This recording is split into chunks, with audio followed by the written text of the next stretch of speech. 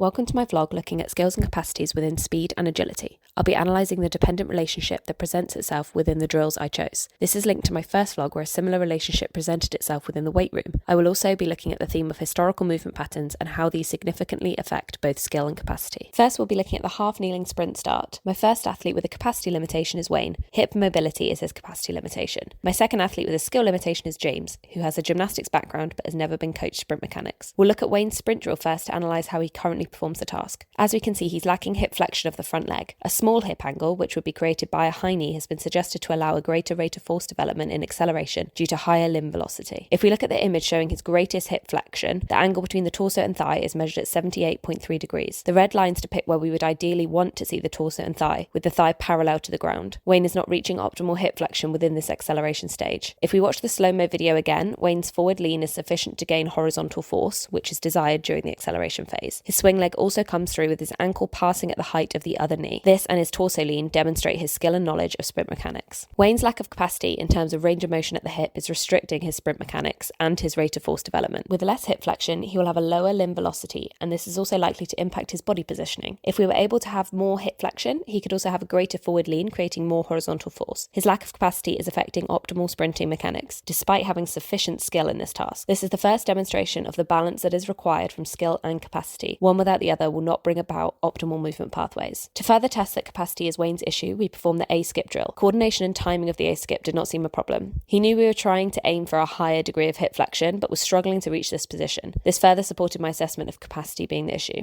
I decided to perform the Thomas test to test his hip range of motion, which has been proven to be a reliable test by Gabi et al. Wayne is unable to pull his knee fully to his chest and keep the other leg flat on the bench. I asked my second athlete James to perform this too as a comparison. James, being a former gymnast, has very good hip mobility, and you can see the difference in hip flexion as the angle between the trunk and the lifted knee showed James to have 11.8 degrees more hip flexion than Wayne. Identifying hip mobility as the issue, we did some mobilization. We performed world's greatest stretch and pigeon stretch. Again, I asked both Wayne and James to perform them to compare range of motion. On world's greatest stretch, we can see the front leg significantly further away from the supporting hand for Wayne, shown by the red arrow, and for James, this front leg is in line with the hand. A lack of thoracic rotation is also notable for Wayne here, which supports the idea that range of motion is likely to be a general capacity limitation for him. For pigeon stretch, we can see how far away the hip is from the floor for Wayne as he struggles to extend the back hip as well as flex the front hip, unlike James, who's flat on the floor. We then performed some foam rolling of the hip flexors, quads, and lateral hip and glutes to reduce intrinsic stiffness. We worked on some bodyweight Bulgarian split squats, focusing on eccentric and full range of motion. Wayne started to show improvement within hip range of motion, so we repeated the half-kneeling sprint to see if any improvement had been made through mobilization and stretching. From his first attempt and his second, there's been an improvement in hip flexion, suggesting his hip mobility was and still is his limiting factor. Future considerations for Wayne would be further hip mobility in exercises such as the Bulgarian split squat, focusing on the full range of motion, and continual use of the drills such as the A-skip, wall drives, and focusing on hip flexion. This will hopefully balance his capacity to his skill level and bring about more efficient movement pathways. Next up is James performing the half-kneeling sprint start. If we watch in slow motion, we can see his swing leg comes through extremely low. If we then watch his arms and torso, there is a lot of rotation happening in the upper body. From this screenshot, we can see how much his arms are swinging across the midline of his body, shown in red. This lateral arm swing is causing trunk rotation and possibly causing his front foot to invert as a compensation strategy. Overcrossing arms and low swing legs are common mistakes for beginners. I believe this is often due to historical movement patterns where running is a fairly natural and common movement in daily life. This allows non-optimal movement patterns to be created and ingrained within the body. Unlike, for example, in vlog 1 with the snatch, if an athlete hasn't snatched before, it's less likely they have a historical movement pattern, whereas with sprinting, it's common for athletes to have adopted a certain style of running. I decided to do some drills to reinforce correct movement patterns. We started with heel kicks, focusing on bringing the heel right up to the hip to encourage a higher swing leg. We also focused on the forwards motion of the arms, not allowing them to cross the midline of the body. Ferris et al. Found that arm drive balances rotation that's generated by the lower limbs and helps generate leg force. Therefore, we don't want the arms encouraging rotation and crossing the midline of the body. We performed the A-skip that Wayne performed earlier, focusing on the same high feet and arm drive, but also to challenge some coordination. James performed both of these drills very well with coaching points, suggesting this was a skill issue. Now that he was comfortable with the arm swing, we performed wall drives to improve his high knee, ankle dorsiflexion, and extension of the back leg. We followed this with some banded triple extension work to get the feel of the positions we wanted to create within the sprint start. Finally, we returned to the half-kneeling sprint drill to see if his technique had improved. The knee drive on the first step has improved slightly, and we can see his left shoulder isn't rounding as much and initiating that rotation with the arms. From the front view, we can see clearly there's far less rotation, as the arms don't cross the midline of the body, meaning he'll now be able to generate more leg force. The foot inversion was also corrected naturally by James after minimising the lateral arm swing. We can now also see a huge difference in the height of that swing leg, which was purely a skill improvement for James. He lacked no capacity in managing this position. His sprint mechanics improved drastically with these drills and coaching, showing the issue for him was skill related. Without the skill and knowledge of the movement, he could not perform the sprint with optimum movement pattern despite having the capacity to do so. Again, showing how both skill and capacity are required in order to bring about the best outcome for each athlete. Next, I'll be focusing on a 180-degree turn within the T-test. My first athlete is James, this time with a capacity limitation. He lacks the capacity to absorb force and control eccentric force, particularly at speed. My second athlete is Matt, who has a skill limitation. First up, we see James perform the 180-degree turn. It's interesting to note that James reverted back to his low swing leg movement pattern here. His historical movement pattern has returned, his lack of skill reverting him to non-optimal patterns. This will take time to change and enforce. Because he was focused on the turn, he forgot about the previous corrections, and the new movement patterns aren't natural to him yet. Historical movement patterns seem to have a substantial effect on both speed and agility. As they're more common movements to the general athlete, I think it's easier for them to pick up non-optimal habitual movement. As he performs the turn, his braking leg is relatively straight. This is a common error and it's known as a stiff-legged braking style. I asked him to perform the same drill but slowly and try and absorb more of the braking force with the left leg. As you can see, he managed to bend his leg more efficiently at slow speed. I asked him to perform at speed again and he reverted to the straight leg tactic. This led me to believe it might be more of a capacity issue than skill. I think James is limited by his ability to tolerate eccentric braking forces which are required during a change of direction. We see this pattern present itself again with some drop landings, supporting that this is a capacity limitation. When James lands from these drops, I asked him to try and land with more knee flexion than felt natural. He shows a small amount of knee valgus here and is a little unsteady on his landings. His historical movement pattern of a stiff leg braking style has affected his capacity for absorbing force at higher ranges of knee flexion. In the first part of the vlog, we saw historical movement patterns affect skill, and now we see it affect capacity as he's weaker in the deeper ranges of flexion of the hip and knee. We performed some Bulgarian split squats to challenge the strength in greater ranges of movement. He found these challenging in terms of force output. His capacity is limiting him to be able to perform the 180-degree turn with optimal movement pattern of the bent braking leg, again demonstrating the requirement of the balance between skill and capacity. We moved on to further strengthening exercises, focusing on deeper knee flexion and also preventing knee valgus. We did banded, crab walks and squats. Working against the resistance band will help to strengthen weak glutes which are associated with knee valgus. We want to avoid knee valgus as it's been linked to high injury risk. Exercises such as squats with sufficient knee flexion will also help to increase force capacity in the same amplitude of movement needed within the 180-degree turn. Future considerations for James would be to continue strengthening within the higher ranges of knee flexion that we practiced and build speed within the T-test to keep his more efficient bent leg braking style on the turn. So eventually he can perform the turn at full speed with the capacity to absorb the force in the braking leg and make the turn more efficient. Next, for the 180-degree turn, we have Matt. Matt's previous experience is mainly within weight room activities. As he performs this 180-degree turn, we can see he stays quite upright with a high centre of mass, and he's almost leaning back in order to change direction. This is a common mistake for beginners, as it seems the most natural way to decelerate and stop would be to just lean back. However, this isn't the most optimal method. A lower centre of mass and leading with the torso will enable a faster and more effective change of direction. In order to improve his skill, we used a deceleration drill, where I asked Matt to come to a stop within the box marked out with the cones. The first clip shows his first attempt with no coaching.